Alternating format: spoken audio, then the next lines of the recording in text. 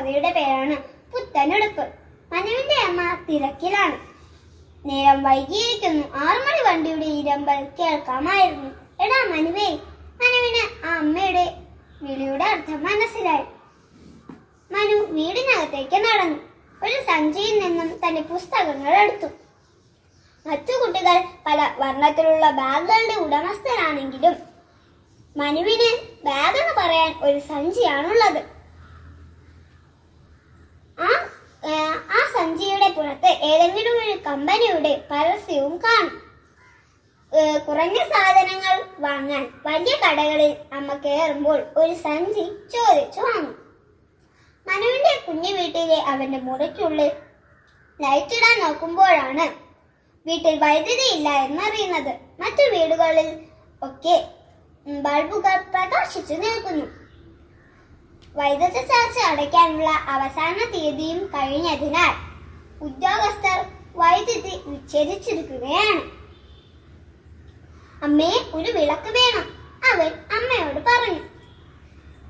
കുറച്ചു നേരത്തെ കാത്തിരിപ്പിന് വിരാമമിട്ട് അമ്മ ജോലിക്കിടയിൽ എവിടെന്നോ ഒരു കഷ്ണം മെഴുകുതിരി അവന് നൽകി. അവൻ തീപ്പെട്ടി ഉരച്ച് അത് തെളിയിച്ചു. മനു പഠിക്കാൻ മിടുക്കനായിരുന്നു. അന്നന്ന് പഠിപ്പിക്കുന്ന കാര്യങ്ങൾ അന്ന് തന്നെ വന്ന് പഠിക്കുക എന്നത് അവന്റെ ശീലമായിരുന്നു. മെഴുകുതിരി കഷ്ണത്തിന്റെ നീളം കുറഞ്ഞു വരുന്നത് അവൻ അമ്മയെ അറിയിച്ചു. ഇവിടെ ഒരു വിളക്കാണുള്ളത്, അത് എനിക്ക് വേണം. ഇനി പഠിക്കാനുള്ളതെല്ലാം നാളെ രാവിലെ പഠിക്കാം. നീ ഭക്ഷണം കഴിച്ച് കിടന്നുറങ്ങാൻ നോക്ക്, അവൻ പറഞ്ഞു. എനിക്ക് ഭക്ഷണം അച്ഛൻ വന്നിട്ട് മതി അമ്മേ. നിന്റെ അച്ഛൻ എപ്പോൾ വരുമെന്ന് ആർക്കറിയാം? നീ ഭക്ഷണം കഴിച്ച് കിടന്നുറങ്ങാൻ നോക്ക്. മനു കിടക്കയിൽ കിടക്കുമ്പോൾ പരിചിതമായ കാലടി ശബ്ദം ശ്രദ്ധിച്ചു. അവൻ അമ്മയോട് പറഞ്ഞു, അമ്മേ, അച്ഛൻ വന്നു. അമ്മ വാതിൽ തുറന്നു. കയ്യിലൊരു പൊതിയുമായി അച്ഛൻ നിൽക്കുന്നു. മദ്യലഹരിയിൽ നിൽക്കാൻ തന്നെ പ്രയാസപ്പെടുന്നുണ്ടായിരുന്നു. കയ്യിലെന്താ എന്ന അമ്മയുടെ ചോദ്യത്തിന് ഉത്തരമില്ലായിരുന്നു. വീണ്ടും ചോദ്യം ആവർത്തിച്ചപ്പോൾ അച്ഛൻ അയാൾ അസഭ്യ വാക്കുകളാണ് പറഞ്ഞത്. ശീലമായതിനാൽ അമ്മ വീണ്ടും അച്ഛനോട് ചോദിച്ചു. കുഴഞ്ഞ സ്വരത്തിൽ അയാൾ പറഞ്ഞു, മനുവിനൊരു ഉടുപ്പ്. അമ്മയെ തള്ളി മാറ്റിക്കൊണ്ട് മനു അച്ഛനിൽ നിന്നും ആ പൊതി കരസ്ഥമാക്കി. ധൃതിയിൽ ആ പൊതി തുറന്നു. ആകാശത്തിന്റെ നീല നിറമുള്ള പുത്തനുടുപ്പ്. മനു കിടക്കയിൽ കിടക്കുമ്പോൾ സ്കൂളിൽ പുത്തനുടുപ്പ് ധരിച്ചുള്ള യാത്രയായിരുന്നു അവന്റെ മനസ്സിൽ. സഹപാഠികൾ പല നിറത്തിലുള്ള ഉടുപ്പുകൾ ധരിച്ച് സ്കൂളിൽ വരുമ്പോൾ എന്നും നരച്ച ഉടുപ്പ് ധരിച്ചാണ് മനുവിന്റെ യാത്ര. ആ ഉടുപ്പിന്റെ പല ഭാഗത്തും അമ്മയുടെ കൈത്തയ്യലിന്റെ മുഴകൾ കാണാമായിരുന്നു.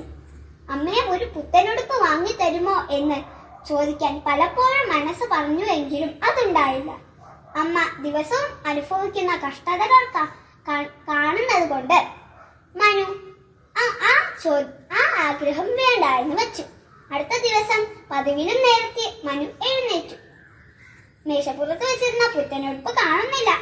ചുറ്റിനും അവൾ നോക്കിയപ്പോൾ കണ്ട കാഴ്ച, മേശക്കിടയിൽ പുത്തനുടുപ്പ് കത്തി കഞ്ഞു കിടക്കുന്നു. വിങ്ങി പൊട്ടി അവൻ അമ്മയോട് കാര്യം തിരക്കി. നിന്റെ അച്ഛനോട് വൈദ്യുതി കറണ്ട് ബില്ല് അടയ്ക്കാനുള്ള പൈസ ചോദിച്ചപ്പോൾ കാണിച്ച പരാക്രമമാണ് ഇത്. നീ കരണ്ടിട്ട് കാര്യമില്ല, കാശ് കിട്ടുമ്പോൾ ഒരെണ്ണം വാങ്ങിത്തരാം എന്ന് അവനെ സമാധാനിപ്പിക്കാൻ അമ്മ പറഞ്ഞു.